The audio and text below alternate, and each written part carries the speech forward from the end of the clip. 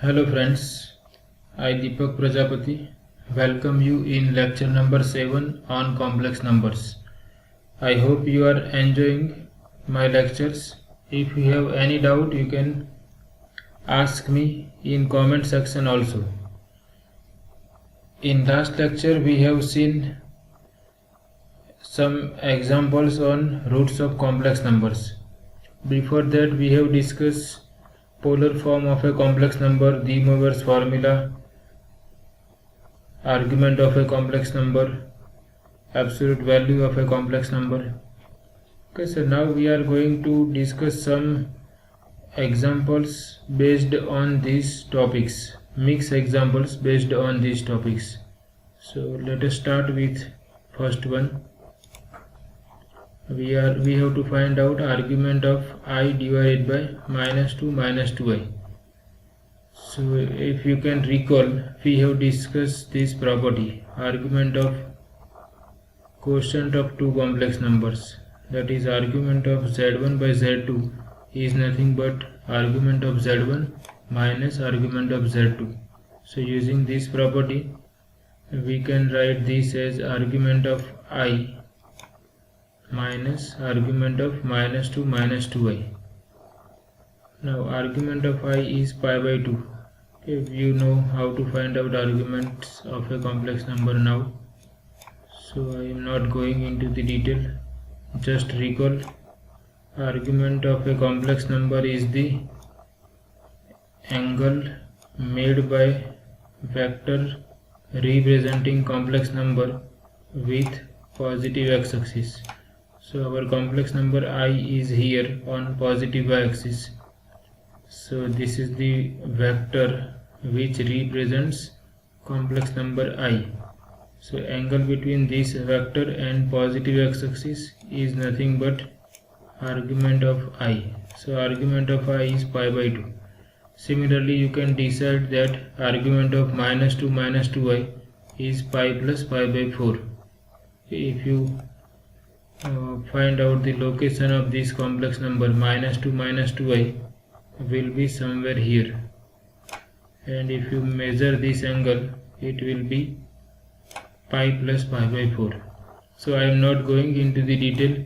We have discussed enough how to find out argument of a complex number. So if you simplify this, finally we obtain minus 3 pi by 4. So in general we can write that argument of this complex number is minus 3 pi by 4 plus 2n pi, where n is any integer. So for different values of n we will have different values of argument of this complex number. Let us take another example. Find the principal argument of z equal to root 3 minus I to the power 6. So we cannot directly find out principal argument of root 3 minus I raised to 6. First we have to decide what is the 6th power of root 3 minus I. So if you can recall, to find out powers of complex numbers we have one useful formula known as De Moivre's formula. So to use De Moivre's formula we will first express this complex number root 3 minus I in polar form. So for polar form first we find out modulus of W. So modulus of root 3 minus I is square of root 3, that is 3, plus square of minus 1, that is 1. So modulus of root 3 minus I is 2. Now root 3 minus I is in 4th quadrant. If you compare with x plus iy, x is root 3, y is minus 1. Now to find out argument, what is general procedure? First we consider real and imaginary part both as positive. So if I consider x equal to root 3 will be somewhere here. X equal to root 3 and y equal to 1. Then if I take x and y both as positive, then root 3 plus I will be somewhere here. This complex number is root 3 plus I. So we first find out this angle. So if we consider x and y both as positive, then tan theta is y by x. So tan theta will be 1 upon root 3.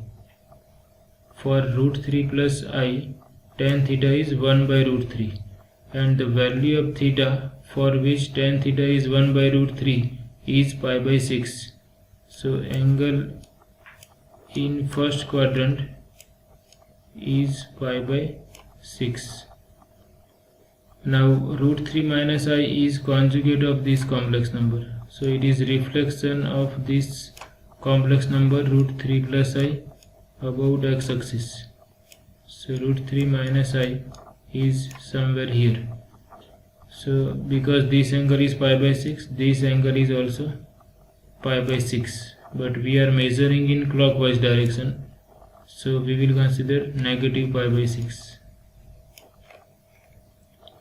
So root 3 minus I has modulus r equal to 2 and argument minus pi by 6. So we can now express root 3 minus I in polar form. Polar form of any complex number is given by r into cos theta plus I sin theta. For root 3 minus I, we put r equal to 2 and theta equal to minus pi by 6. Now we have to find out 6 power of double. We are interested in root 3 minus I raised to 6. So we consider 6 power on both the sides. So W raised to 6 will be 2 raised to 6 into this whole bracket raised to 6.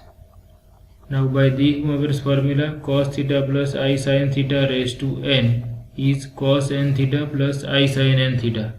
That means we have to multiply with 6. This angle will be multiplied with 6. Okay, so you can see here I multiply this angle by 6. So if you observe here, 6 will cancel out and we will have cos of minus pi plus I sin minus pi, and 2 raised to 6 is 64. So cos of minus pi is cos pi, sin of minus pi is minus sin pi. Cos is even function, sin is odd function. So if I put cos pi equal to minus 1 and sin pi 0, our complex number is minus 64. So power of 6 power of root 3 minus I is minus 64. That means it is on negative x-axis. Minus 64 is somewhere on negative x-axis. Okay, so argument will be pi. Angle made by this vector representing minus 64 with positive x-axis. So principal argument of given complex number is pi. Okay, so you can see it is easy. First you have to find out 6 power of root 3 minus I using De Moivre's formula, and your complex number will become very simple. So you can decide what is the principal argument in this way. Similarly, you can have many examples. Suppose I consider z equal to 1 plus I upon 1 minus I. Then you are asked to find out polar form of this complex number. But this is not in standard form. Standard form means real part plus I into imaginary part. So this is not in x plus iy form. So first I have to express 1 plus I upon 1 minus I in this Cartesian form. So for that we multiply numerator and denominator by conjugate of 1 minus I, that is 1 plus I. So here 1 plus I into 1 plus I, square of 1 plus I. Here 1 minus I into 1 plus I. This is 1 minus I square. and here you can apply the formula of square of a plus b. So 1 plus 2i plus I square, and if I put I square equal to minus 1, it will cancel out with this one.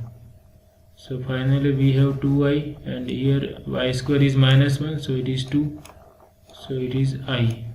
So our complex number 1 plus I upon 1 minus I is nothing but simply I. Okay, so for I is on positive axis, so modulus of I is 1 and argument of I is pi by 2. So polar form is r into cos theta plus I sin theta. R is 1 and cos pi by 2 plus I sin pi by 2. Okay, so in this way you can do any problem on the complex numbers if you have understood the concept of polar form, De Moivre's form very well. Okay, so we stop here. In the next lecture we will discuss some more examples on complex numbers. Thank you very much.